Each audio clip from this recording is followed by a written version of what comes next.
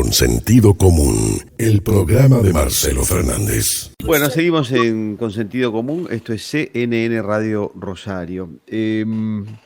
Tocamos hace un ratito el tema de la reestructuración de deuda de YPF, que es todo un tema, pero y que vamos ahora a repasar un poquito. Pero más que eso es saber a dónde está yendo YPF y a dónde está yendo la Argentina en materia energética y de matriz energética. Hace bastante tiempo les conté que había estado hablando con alguna gente de YPF que se estaba yendo, funcionarios valiosos de YPF se estaban yendo porque decían que era un desbande lo que estaba pasando ahí adentro, que era un descontrol absoluto, que había muchos formatos, un organigrama de control o de decisión formal, pero había otro informal que tenía mucha influencia. Un caos, un verdadero caos. Y de esto le vamos a preguntar a Daniel Montamat, que fue secretario de Energía, es contador, es abogado y siempre es muy amable con CNN y nos da una mano. ¿Cómo le va, Daniel? Buen día, Marcelo Fernández. Mucho gusto y gracias siempre por estar bien predispuesto con nosotros. Hola, Marcelo, gusto en dialogar contigo. Bueno, empezando por el final de lo que estaba contando, Sí. después le vamos a hacer una preguntita sobre la reestructuración, pero la reestructuración es un tema puntual, lo otro viene mal barajado, me parece. ¿Qué nos puede contar de cómo está plantado YPF en el presente y de cara al futuro, en líneas generales, Daniel? A ver, yo conocí la YPF, que era 100% del Estado, fui presidente de esa YPF. Después he estado en la YPF, que es empresa comercial, sociedad anónima y que está controlada por el Estado en un 51%. Yo puedo trazar una línea divisoria, Marcelo, en lo que es el gerenciamiento de YPF. La gestión de YPF, cuando es autónoma de la mala política, es una gestión que se puede encaminar a objetivos de una política energética nacional clara, si usted la tiene, y una política energética donde usted busca maximizar la producción y, si la empresa es comercial, obtener un rendimiento. Para eso, la palabra clave es autonomía de gestión, porque YPF es una empresa que casi tiene 100 años de know-how acumulado, ha pasado todas las peripecias del país, pero tiene gente que sabe cómo producir petróleo y gas, cómo comercializarlo domésticamente o internacionalmente, por experiencia acumulada, por cuadros que se fueron profesionalizando. Someter la autonomía de gestión de YPF es terminar sometiendo a YPF a la dependencia del Tesoro Público. Van a bajar obviamente sus inversiones, van a bajar la calidad de sus inversiones porque se entra a direccionar la inversión a tal o cual lugar y no se selecciona el proyecto por su capacidad productiva y por su capacidad de generar ganancias. Entonces, todo esto es muy negativo. Yo creo que lo tenemos que cuidar. Hay una señal que es muy importante para seguirla, en lo estructural. YPF hoy cotiza en las bolsas internacionales, por eso todos los días ustedes siguen el valor de la acción en función de esta reestructuración nueva, ha subido algo. Ese termómetro es fundamental por dos cosas, porque cotiza en las bolsas internacionales, en Wall Street, dice lo que la gente, el inversor potencial de YPF está pensando justamente sobre el futuro, porque en el fondo el valor de la acción es un valor descontado de posibles resultados futuros. Claro, de expectativas, ¿no? Claro, expectativas futuras. Y por otro lado, el tema de que una empresa cotice en las bolsas internacionales la somete a una serie de controles que ayudan o coayudan a justamente afianzar esa autonomía de gestión. Porque si YPF aparece politizada frente a la Securities Exchange Commission, que es la Comisión de Valores de los Estados Unidos que controla las empresas que cotizan en la bolsa de Wall Street, ahí puede haber problemas. Problemas en la Securities Exchange Commission y problemas con la justicia americana, porque recordemos que hay un 49% de acciones que están cotizando en la bolsa esa, y que este 51% no le da derecho al accionista mayoritario a hacer cualquier cosa con la empresa. Así que yo le diría que sigamos esto. Si YPF sigue cotizando en los mercados internacionales, que es clave para que YPF tenga acceso a los mercados de capital, porque va a seguir necesitando mucho capital para desarrollar todo su potencial, entonces el rumbo es, bueno, vamos a tener que sí o sí mantener la autonomía de gestión de la empresa. Si dejan cotizar en los mercados internacionales, preocupémonos, Marcelo.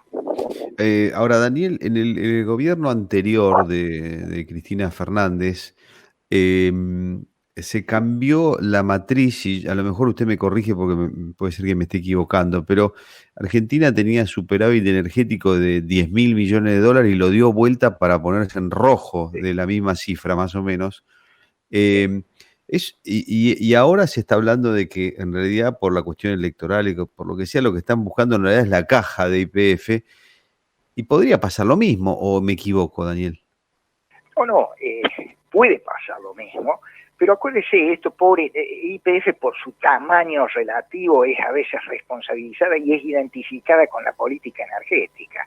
No, son las reglas de juego de la política energética. Si usted en un país, toma cualquier ejemplo, ata los precios, los congela indefinidamente en un contexto de inflación crónica, si las reglas de juego de ese sector que es capital intensiva están permanentemente siendo cambiadas, es decir, no hay reglas de juego de largo plazo, y la estrategia energética de ese país coyuntural en función de un resultado electoral, y bueno, se resiente el proceso de inversión. Mientras crece la demanda, porque usted está asegurando precios en la electricidad, en el gas, que son congelados, es una señal para la demanda, le crece la demanda, le cae la inversión, le baja la oferta, usted tiene que pasar a importar.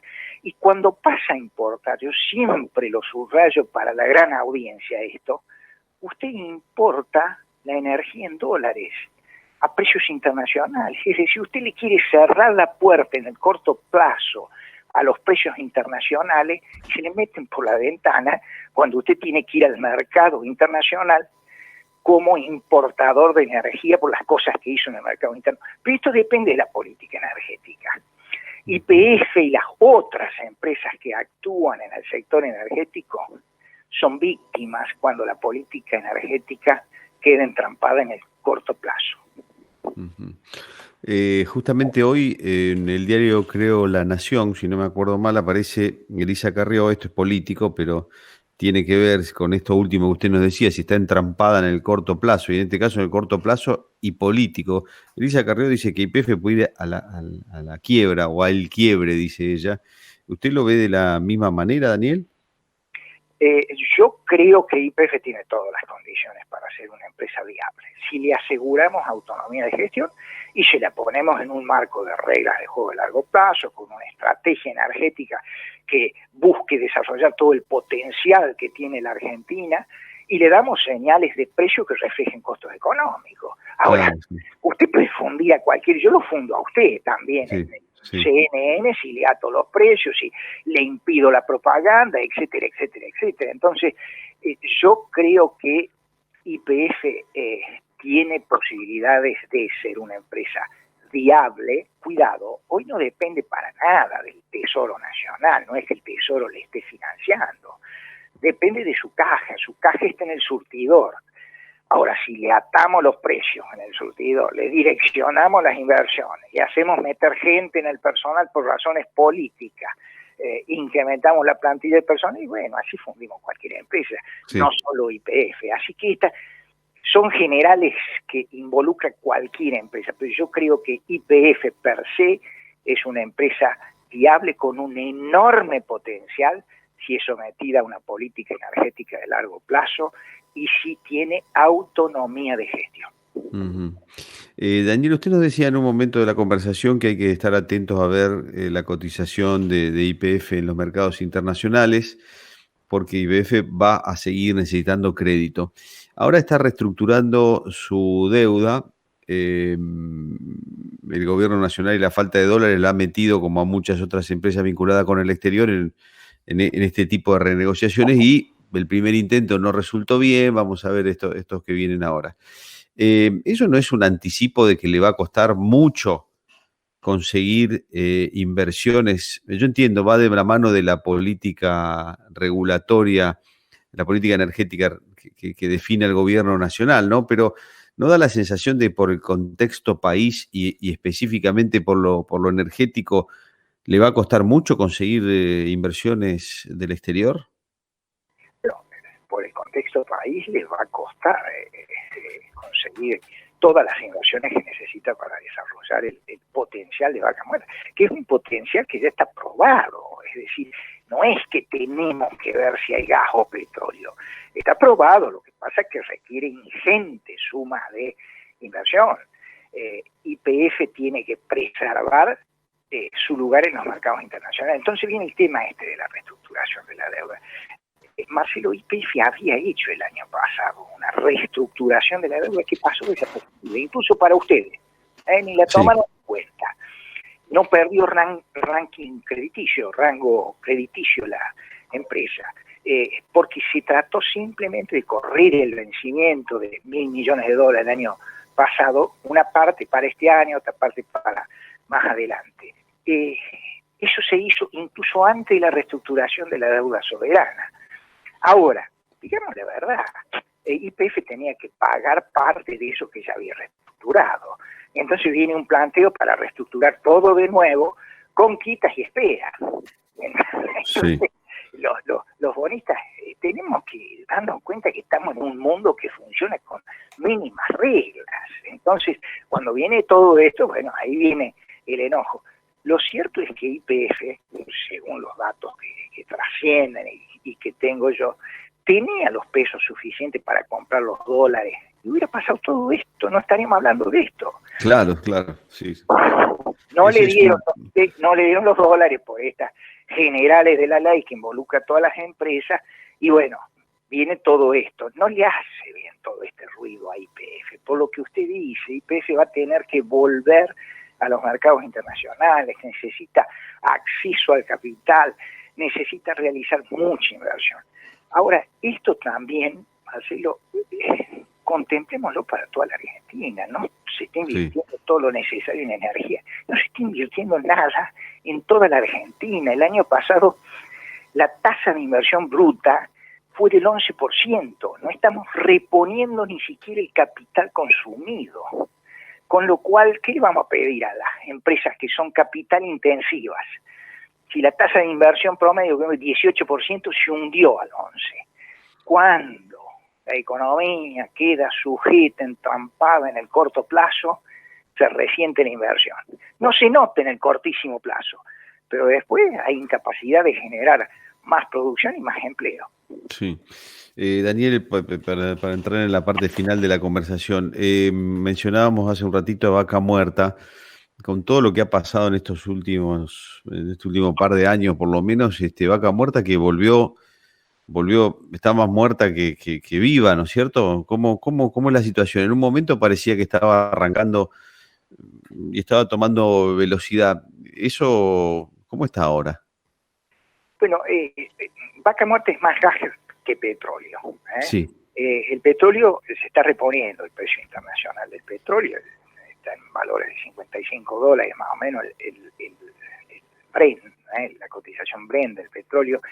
Así que hay un negocio petrolero en Vaca Muerta, y yo le diría, con estos precios, estas referencias internacionales, tiene proyectos viables Vaca Muerta en materia de petróleo. Pero tiene mucho más gas. Vaca Muerta es 80% gas, 20% petróleo. Es decir, hay que sacar el petróleo es mucho más manipulable, más transable internacionalmente, y entonces se puede hacer mucho más rápido dólares con el petróleo, aparte estamos más o menos autoabastecidos de petróleo. El gran problema era el gas. Bueno, se dio una señal con este plan, nuevo plan de gas, nuevo plan de incentivos de gas.